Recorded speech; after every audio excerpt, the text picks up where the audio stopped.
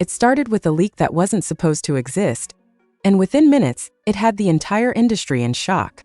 At exactly 1:42 a.m., an anonymous file labeled Iceman reference pack surfaced on a private server known for holding unreleased material. No promo, no warning, just raw audio files, dozens of them, each tagged with timestamps, demo notes, and something that immediately raised alarms. Multiple artist names that did not belong to Drake. First, people thought it was fake. Another internet troll trying to stir chaos.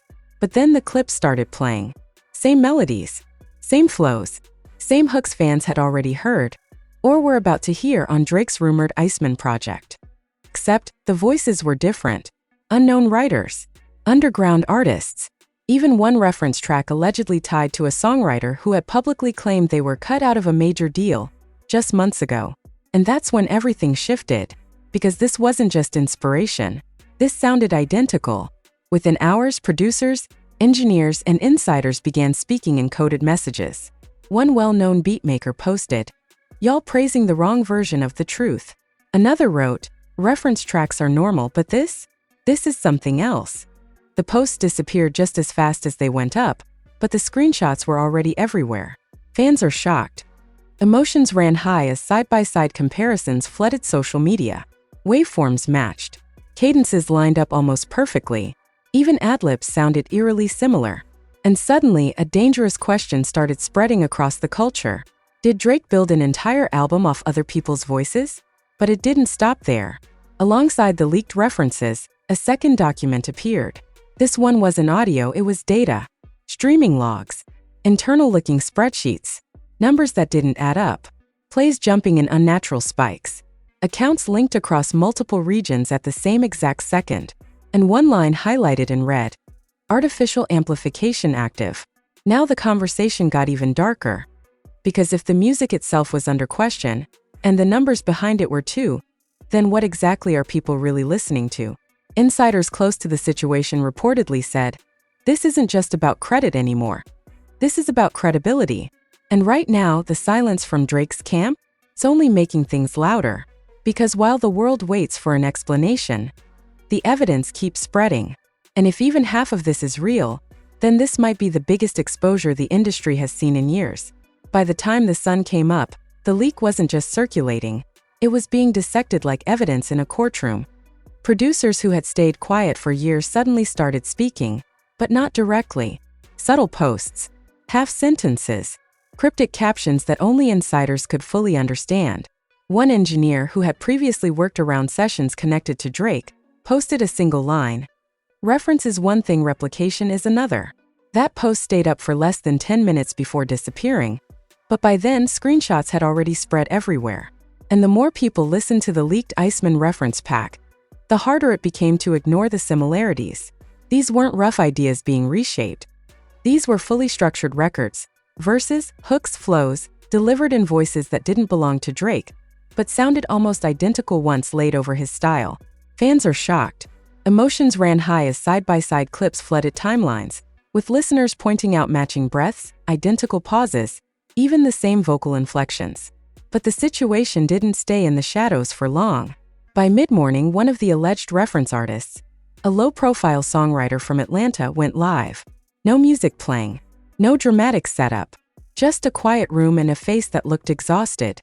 He didn't say Drake's name directly, but his words were enough to shake the conversation. "You ever hear your voice but it ain't your name attached to it?" he asked. "You ever build something and then watch it become someone else's moment?" The stream ended abruptly, but the message was clear enough for fans to connect the dots. And that's when the emotional side of the story started to take over.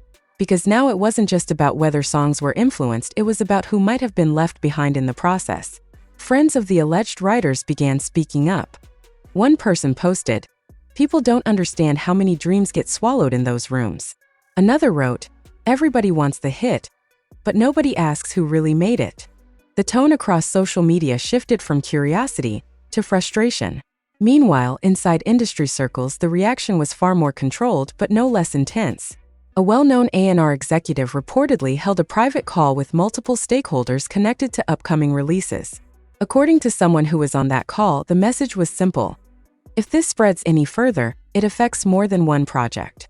That statement raised even more questions, because it suggested this situation might not be isolated. It could be part of a larger pattern nobody had fully exposed yet. Back in Toronto, sources claim Drake's team went into immediate containment mode. Public appearances were quietly cancelled. Scheduled posts were paused. Even collaborators who had been teasing music suddenly went silent. One insider described the mood as focused but tense, saying, "They're not panicking, but they're definitely calculating." And that word calculating kept coming up, because whatever the response would be, it wasn't going to be rushed. But the internet doesn't wait.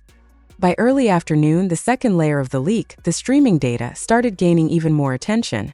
Analysts, independent researchers, even casual fans began breaking down the numbers. And what they found only made things worse. Sudden spikes at exact time intervals. Identical listening patterns across different regions. Accounts that appeared active for seconds, then disappeared completely. One data analyst posted a breakdown saying, "Organic growth doesn't move like this." Another wrote, "These patterns suggest coordination, not coincidence." And within minutes, the phrase "fake streams" was trending alongside Drake's name. Fans are divided. Some are defending him, arguing that every major artist uses references and marketing tactics to stay competitive. Others are calling it something much deeper, something that crosses a line from strategy into manipulation. And in the middle of that divide, the tension keeps building. Then came another unexpected twist. A veteran producer, someone respected across multiple generations, spoke during a private interview that wasn't meant to go public. But a short clip leaked anyway. In it, he said, "The game changed when artists stopped writing and started collecting." He didn't name Drake. He didn't confirm anything. But the timing of that statement, it hit like a direct shot. Because now the conversation isn't just about one album. It's about how the industry really works behind closed doors.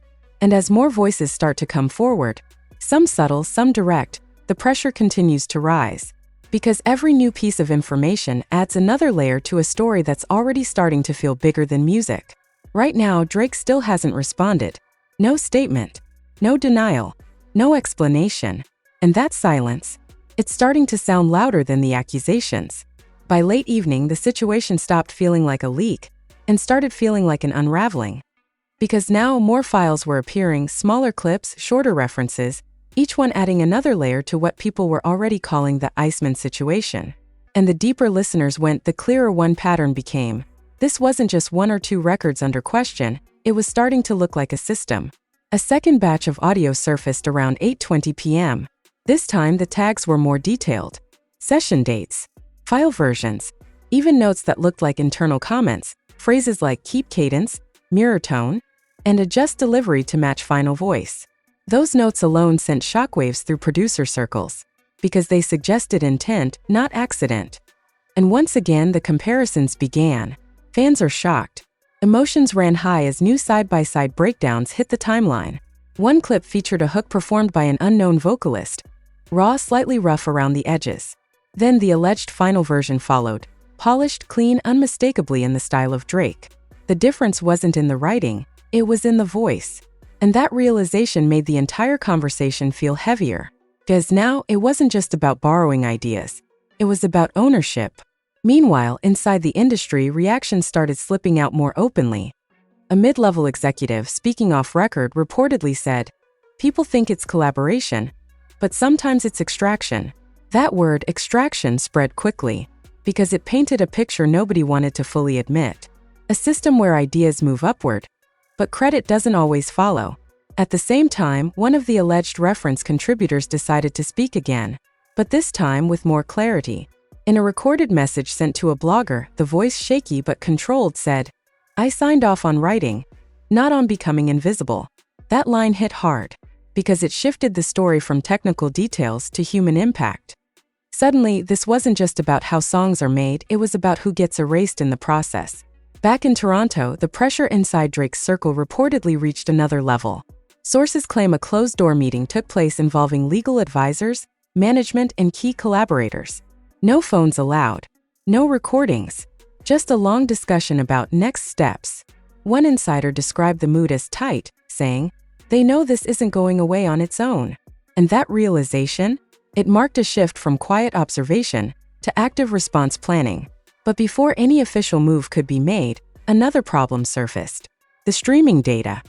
Independent analysts continued digging into the leaked spreadsheets, and what they uncovered raised even more questions. Patterns repeated across different tracks. Identical listening spikes happening at unnatural hours. Accounts that appeared to generate thousands of plays within minutes, then disappear without a trace. One analyst posted, "This isn't fan behavior. This is programmed behavior." And just like that, the narrative expanded again. Now it wasn't just about how the music was created, it was about how it was being consumed. Because if the numbers behind the records were being questioned, then every achievement tied to those numbers came into question too. Fans are divided. Some are calling it a smear campaign, arguing that success always attracts accusations.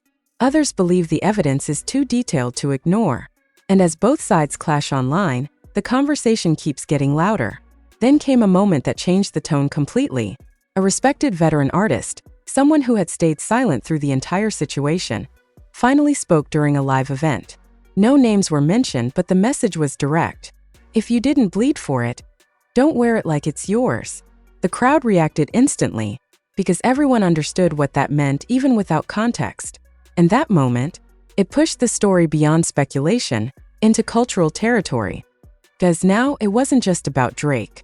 It was about the standards of the entire industry, about what counts as collaboration, and what crosses the line into something else entirely.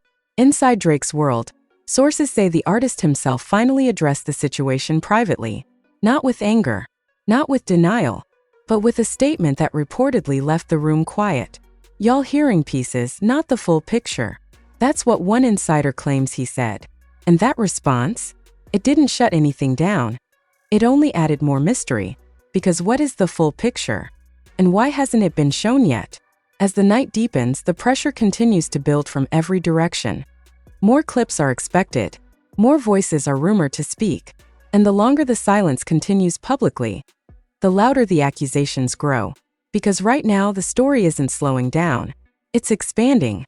And every new piece of information is making one thing clearer: this situation is far from over. As the night stretched into early morning, the story crossed a line nobody could pull it back from. Because now, it wasn't just leaks coming from unknown corners of the internet. It was verification, quiet confirmations, subtle nods from people who had access to the rooms where these records were actually made. And once those voices started aligning, the narrative stopped being rumor and started feeling real.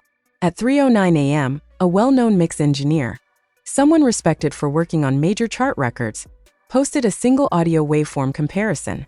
No caption, no explanation, just two waveforms stacked on top of each other. Within minutes, producers recognized what they were looking at. The structure, the peaks, the timing, it was nearly identical. And once people realized one waveform matched a leaked reference, while the other matched a release-style version tied to Drake, the reaction was immediate. Fans are shocked. Emotions ran high as the post spread across every platform. Because waveforms don't lie the way words can. They don't argue. They don't spin narratives. They simply show structure. And what that structure suggested was that the foundation of certain records might not be as original as people believed. But just as that evidence started gaining traction, something even heavier surfaced. A private email chain. It wasn't fully exposed, just fragments. Screenshots of messages that appeared to be between management-level figures and creative contributors. Phrases like "final version approved," "voice swap scheduled," and "retain original writer credit internally" were visible. The authenticity wasn't officially confirmed, but the consistency with everything else happening made it impossible to ignore. And that's when the emotional stakes reached another level. Because now, it wasn't just about music creation or streaming numbers. It was about transparency. About whether the public version of success matched the reality behind the scenes. One commentator put it simply: if the audience is hearing one story, but the truth sounds different in private, that's where trust breaks. Meanwhile, the alleged writers at the center of the storm were no longer staying completely silent. One of them released a short voice note through a third-party page. The tone was calm, but the words carried weight. "I never wanted attention," the voice said. "I just wanted acknowledgement. No names, no accusations, just that one statement." And somehow it hit harder than any direct claim. Back in the industry, the tension was starting to divide people in ways nobody expected. Some artists began quietly distancing themselves. Collaborations that were rumored just days earlier suddenly went unmentioned. Producers who had teased upcoming work pulled back. Even public support became cautious. Likes disappeared, comments were edited, affiliations were softened. It wasn't loud, but it was noticeable. At the same time, a different group pushed back against the narrative entirely. A prominent figure in the music business went live and said, "Y'all acting like reference tracks are new. This is how records get made at the highest level." That statement sparked immediate debate. Because while reference tracks are known within the industry, the scale and detail of these leaks felt different. More complete, more structured, more difficult to explain as normal practice. And right in the middle of that divide, Drake remained publicly silent. But behind closed doors, the story was evolving. Sources now claim that a response was being prepared, not just musically but strategically. Not a simple denial, not a quick statement, something more layered. One insider described it as a full breakdown, saying, "If he speaks, he's going to explain everything, not just defend it." But when that explanation would come, nobody knew. Then came another moment that shifted everything again. A streaming platform, one of the biggest in the world, quietly updated several charts. No announcement, no press release. But observant users noticed subtle changes. Certain tracks dropped positions unexpectedly. Play counts appeared adjusted. And while no official reason was given, the timing raised immediate suspicion, because it lined up perfectly with the ongoing accusations. Fans are divided. Some see it as confirmation that something was off. Others argue it's coincidence or routine data correction. But in a moment like this, even small changes feel significant. And as all of this unfolds, one reality becomes harder to avoid. This situation isn't just about one album anymore. It's about credibility, about how music is made, how it's presented, and how much of what fans hear is truly what it seems. Because every new leak, every quiet confirmation, every emotional statement adds another layer to a story that's already shaken the culture. Right now, the pressure hasn't peaked yet. It's still building. And somewhere behind the scenes, answers exist, but they haven't been revealed. Not yet. By the next afternoon, the situation crossed into territory nobody in the industry could ignore anymore. Because this wasn't just online speculation, and it wasn't just insiders speaking in code. Now, people with reputations on the line were being forced to respond carefully but publicly, and the way they responded only made things feel heavier. At around 2:15 p.m., a respected publishing executive gave a brief statement during a panel discussion. No names were mentioned, but the message cut through the noise. "When creative contributions aren't clearly represented," he said, "it creates confusion, not just legally but culturally." That word, culturally, hit different. Because it suggested the damage wasn't just behind the scenes anymore. It was affecting how fans viewed the entire system. At the same time, more alleged documentation began surfacing. This time it wasn't audio or waveforms. It was contract language. Fragments of agreements that appeared to outline how certain writers were credited or not credited, depending on how the final product was presented. Terms like non-primary vocal contributor and reference performance not intended for release attribution started circulating. For most casual listeners, those phrases meant nothing. But for industry insiders, they raised serious questions about where the line between collaboration and concealment actually sits. Fans are shocked. Emotions ran high as creators, commentators, and everyday listeners tried to make sense of what they were seeing. Because the more technical the details became, the harder it was to dismiss everything as simple rumor. It started to feel structured, intentional, almost normalized within certain spaces. Meanwhile, the alleged contributors at the center of the storm were facing their own emotional fallout. One writer's close friend posted a message saying, "Y'all don't see the nights, the sessions, the voice notes, the hope." That word, hope, shifted the tone again. Because it reminded people that behind every reference track, every demo, every hidden contribution, there are real people trying to build something for themselves. And when those efforts don't translate into visible credit, the impact isn't just professional, it's personal. Back in Toronto, the pressure around Drake had reached a level that insiders described as unavoidable. According to multiple sources, the artist had now heard every circulating clip, seen every comparison, reviewed every claim. And for the first time since the situation began, a decision was reportedly made. A response would happen, but not the way people expected. Instead of dropping a track or posting a statement, Sources say Drake began preparing something more detailed, a recorded explanation, possibly even a long-form breakdown of how these records were created, who was involved, and how credit was handled internally. One insider described it as not defensive but corrective, saying, "He wants to control the narrative before it controls him." But even that approach comes with risk, because once you open that door, everything behind it becomes visible, and not everyone involved may want that. At the same time, reactions across the culture continued to intensify. Some artists began subtly aligning themselves with the writers, reposting messages about fairness, credit, and transparency. Others stayed quiet, but their silence felt deliberate, strategic, like they were waiting to see how far this situation would go before choosing a side. Then came another unexpected development. A small group of independent musicians, some of whom claimed to have submitted reference tracks in the past, announced they were organizing a joint statement. Not an attack, not a call-out, but a collective message about recognition and ownership. And while the statement hadn't been released yet, the idea alone sent another wave through the conversation. Because now it wasn't just isolated voices, it was becoming organized. Inside the data side of things, analysts continued tracking streaming patterns, and while no official ruling had been made, more irregularities were being discussed quietly. Subtle shifts, unusual timing, nothing confirmed, but enough to keep the suspicion alive. And in a moment like this, suspicion carries weight. Fans are divided. Some still believe this is being blown out of proportion, arguing that the music industry has always worked this way at the highest levels. Others see it as a turning point, a moment where what's usually hidden is being forced into the open. And as both sides push their perspectives, the tension continues to build. Because the truth is, nobody has the full picture yet. Not the fans, not the commentators, maybe not even the people inside the situation. All anyone has right now are pieces of audio, pieces of data, pieces of stories that may or may not connect the way they seem to on the surface. But those pieces are enough to raise questions that won't disappear easily. And as the pressure continues to rise, one thing becomes clear. The next move doesn't just matter for Drake. It matters for how the entire industry explains itself moving forward. And now everything comes down to what happens next. Because at this point, this isn't just about rumors, leaks, or behind-the-scenes whispers anymore. It's about truth versus perception.